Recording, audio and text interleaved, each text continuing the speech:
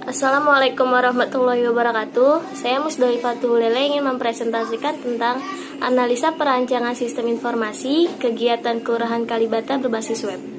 Latar belakangnya itu, perkembangan dan kemajuan teknologi komputer di segala bidang ilmu pengetahuan memang menjadi satu hal yang sangat penting bagi setiap orang dalam komunikasi.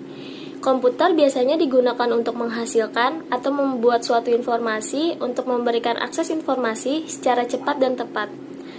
Dengan perkembangan zaman seperti sekarang ini, segala agenda kegiatan atau catatan kegiatan, baik pengumuman ataupun informasi, sudah dilakukan secara online.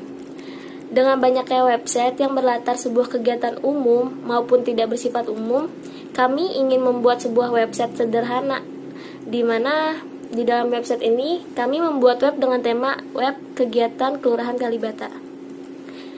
Melihat begitu banyaknya agenda kegiatan di Kelurahan Kalibata, yang ada kami bermaksud untuk membuat kinerja sebuah agenda yang menjadi lebih efisien dan memudahkan bagi pembacanya, dengan membawa keunggulan internet seperti pelayanan 24 jam, akses dari segala penjuru dengan biaya yang relatif murah, dan kemudahan-kemudahan lainnya. Maka tidaklah mengherankan jika sekarang banyak daftar kegiatan yang berbasis online. Nah, permasalahannya itu, dalam pembuatan website ini terdapat beberapa permasalahan nih yang menjadi titik pembahasan pada website ini. Kelurahan Kalibata pada saat ini memerlukan sebuah media alternatif dalam penyebarluasan informasi kegiatan atau agenda ke publik masyarakat luas, agar lebih memudahkan informasi tersebut bagi pihak-pihak yang membutuhkannya. Yang kedua, dibutuhkan sarana online sebagai tempat berbagi informasi mengenai Kelurahan Kalibata yang dapat diakses kapanpun dan dimanapun, baik oleh pegawai Kelurahan Kalibata ataupun pihak lain, seperti masyarakat yang membutuhkan. Berikut ini adalah deskripsi singkat mengenai produk atau servis. Di dalamnya itu ada data admin, data agenda, data aktivitas, data galeri, data info, data moto, pegawai, prestasi, profil, strategi, struktur, data testi, dan data visi dan misi.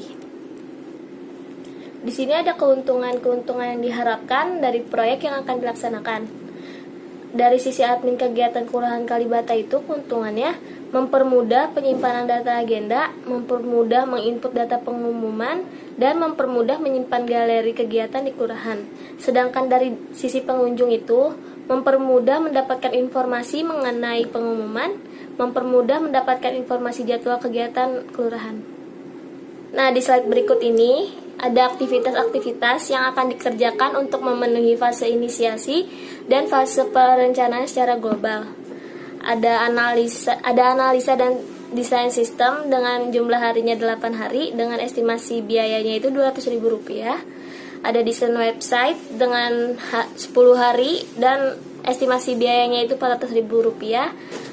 Pemrograman dengan 20 hari dan dengan estimasi biaya Rp3 juta, dan seterusnya. Nah, di slide berikut ini ada analisa sistem berjalan. Terus ada analisa kebutuhan sistem itu bertujuan untuk mengetahui teknologi seperti apa yang cocok untuk diterapkan di perangkat keras dan perangkat lunak apa saja yang dibutuhkan, serta siapa saja pengguna yang akan menggunakan sistem ini. Berikut adalah desain sistem basis data atau IRD. Relasi atau hubungannya seperti ini. Relasi adalah hubungan antar beberapa entitas. Setiap relasi antar entitas memiliki sebuah derajat relasi atau kardinalitas. Kardinalitas itu jumlah minimum dan maksimum kemunculan suatu entitas yang dihubungkan dengan kemunculan tunggal entitas lain. Berikut adalah jenis-jenis kardinalitas antara lain. A dari 1 ke 1, yang berarti setiap entitas pada himpunan entitas A berhubungan dengan yang paling banyak dengan satu entitas pada himpunan entitas B, dan begitu juga sebaliknya. Yang B, 1 ke banyak atau one to many, yang berarti setiap pada himpunan entitas A dapat berhubungan dengan banyak entitas pada himpunan entitas B, tetapi tidak sebaliknya. Yang ketiga, banyak ke banyak, yang berarti setiap entitas memiliki himpunan entitas A dapat berhubungan dengan banyak entitas pada himpunan entitas B, dan demikian juga sebaliknya. Nah, di slide berikutnya ini ada desain basis data, spesifikasi file. Adapun spesifikasi file yang diuraikan terdiri dari yang pertama ini spesifikasi file admin dengan nama filenya admin, akronomnya admin.sql, fungsinya itu untuk menyimpan data admin, tipe filenya itu file master, organisasi filenya itu indeks sekuensial, akses filenya itu random, medianya hard disk, panjang recordnya itu 110, kunci filenya itu ID dengan password MySQL. Yang kedua itu spesifikasi file agenda. Di sini nama filenya yang sebelumnya jadi dari admin diganti ke agenda, agenda.sql untuk menyimpan data agenda sama seperti sebelumnya. Cuman di sini panjang recordnya 105. Yang ketiga itu spesifikasi file aktivitas. Nama filenya itu aktivitas, akronomnya aktivitas.sql, fungsinya itu untuk menyimpan data-data aktivitas. Type filenya itu file master, masih indeks sekuensial, akses filenya random, medianya itu hard disk, dan panjang recordnya itu 55. Yang keempat itu file galeri. Sama seperti sebelumnya, cuma di sini panjang recordnya itu 135. Yang kelima file info dengan panjang record 205. Yang keenam itu file moto dengan panjang recordnya itu cuma 4. Yang ketujuh file pegawai dengan panjang recordnya itu 205. Yang kedelapan file gambar prestasi dengan panjang recordnya itu 5. Yang kesembilan file profil dengan panjang recordnya itu 5. Yang ke-10 spesifikasi file strategi dengan panjang recordnya 5. Spesifikasi file struktur juga 5. Spesifikasi file testi 5. Spesifikasi file visi dan misi pun panjang recordnya 5. Dan di sini ada struktur kode. Keterangannya itu SP itu jenis pertandingan adalah sepak bola. U23 itu kode usia pemain pertandingan adalah 23 tahun, 14 itu kode tanggal, 01 itu kode bulan, 2019 itu kode tahun. Berikut ini adalah desain antarmuka. Gambar ini menunjukkan beranda dari websitenya itu. Ada administrator buat login, sebelahnya itu profil websitenya, terus ada struktur navigasinya. Nah, di sini ada pembuatan kode programnya nih. Ada tag header digunakan untuk bagian bawah halaman web yang merupakan header. Tag ini bisa muncul lebih dari satu kali tergantung kebutuhan. Bagian atas web di mana kita meletakkan logo dan judul situs adalah tempat terbaik untuk tag header. Namun di bagian atas artikel dinama terdapat judul dan subjudul artikel juga bisa di kegiatan Kelurahan Kalibata. Nah, di slide berikut ada pengujian nih. Ada pengujian, terus ada pemeliharaan. Pemeliharaan ini semua sistem informasi sewaktu-waktu dapat berubah. Pemeliharaan sistem adalah kegiatan yang membuat perubahan ini. Keperluan pemeliharaan sistem ini ada beberapa hal.